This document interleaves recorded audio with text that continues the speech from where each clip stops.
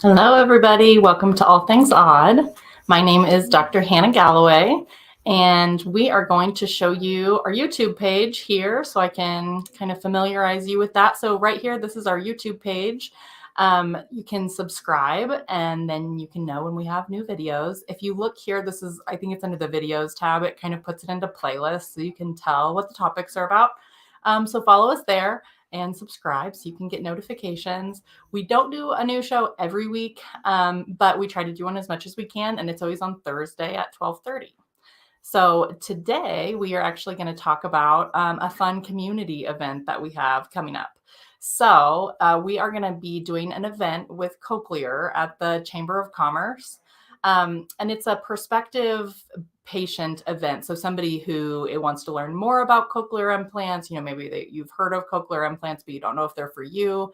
It's going to be kind of an informative event. And we're going to have some audiologists from Cochlear with us to answer questions and things like that. So you can see our little flyer here.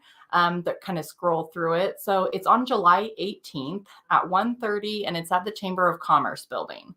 So anybody can come, even if you are just know of a friend or something that might be interested. We, Dr. Phillips and myself, will both be there, and then we'll have two people from Cochlear there as well. That can, answer questions or help set patients up for appointments to learn more about it. We currently work with two different surgeons. So we work with Dr. Kelsall at Rocky Mountain Ear. And then we're also working with Dr. Quinn at Alpine. And so they can both do cochlear implant surgeries. And then we partner with them to do kind of the programming. We call that mapping with cochlear implants. Oh, and we have a comment from Isaac from Zambia. Thank you for tuning in. He's in Nairobi. Awesome. Thank you for tuning in. So we're actually just going to talk a little bit about cochlear implant candidacy because that is something that's changed even over the course of my career. There are more patients that are considered candidates by insurance than ever before. So I will kind of talk about that. I actually have one here that we can just kind of look at. This is a processor. So this is an N7 processor. They're actually on the N8 processor now. It looks a little bit different as far as the buttons and everything. It just looks a little bit more modern. But the N8 is out now. And to be considered a cochlear implant candidate, you need to have moderate to severe hearing loss thresholds on both sides and poor performance with words while wearing your hearing aids. So how we evaluate somebody is we make sure they're wearing hearing aids that are appropriate, they're programmed correctly. We put the patient in the booth and we do something called the minimum speech test battery, where we can kind of test and see how many of the words they're getting correct when they're wearing their hearing aids. So that's aided testing, and those are the scores that actually qualify you for an implant. So if you are a patient that has moderate to severe hearing loss thresholds on both sides, when you're wearing hearing aids, you're getting less than 60% or less than 50% on the test ear or less than 60% on the other side of sentences.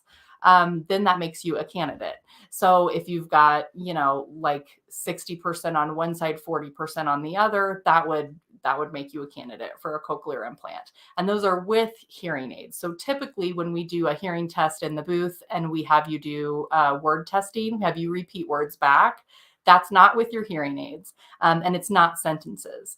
So whenever you come in for a cochlear implant evaluation, we present the information over the speaker so that you can actually hear it with your hearing aids on, and then we can kind of assess how you do with your hearing aids.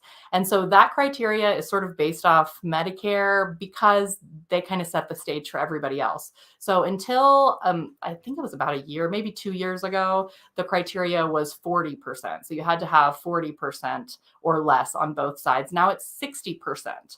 And so that makes a big difference about who is a candidate.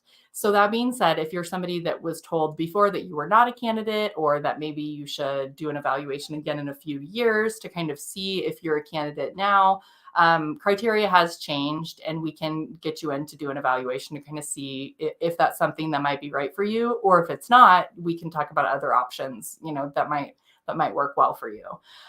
So if anybody is interested in coming to our event on July 18th, that will be at the Chamber of Commerce building. And yeah, we'll be there to kind of talk more about it and be able to provide more information. So I'm just going to show this implant one more time. This is the N7 that I have here. And so this is just one form of the processor. They also have a single unit processor that's round. We lovingly call it the hockey puck because it kind of looks like a hockey puck. It's just a very small round device that sits right up here. That one's called the Canzo. Canzo 2 is the newer version that's rechargeable. So we can answer all your cochlear questions. We can tell you if you're a candidate, if you come in and do an appointment. So reach out to us, send us questions if you have any about cochlear implant candidacy, and we can provide more information about it. But join us July 18th at the Chamber of Commerce building. We look forward to seeing you. Thank you.